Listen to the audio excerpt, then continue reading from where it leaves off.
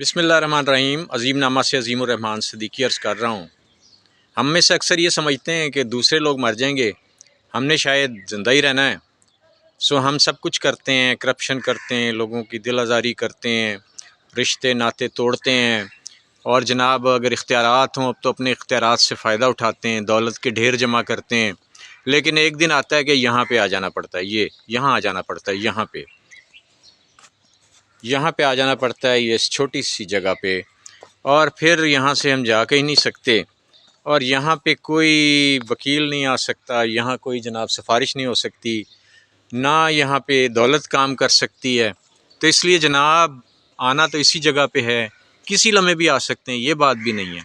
सो हमें चाहिए कि आज से अपने मामलात को दुरुस्त कर लें और इस जगह आने की तैयारी कर लें। जब यहाँ आएँ हमारा इस्तकबाल अच्छे तरीके से हो, ये ना हो कि हमें यहाँ अज़ाब से गुज़रना पड़े। आइए कब्र में जाने की तैयारी करें, और कब्र में जाने की तैयारी यही है कि हकूक़ुल्लाह के साथ साथ हकूक़ुल इबाद भी पूरे करें। अल्लाह हमें अमल की तौफ़ीक दे। शुक्रिया।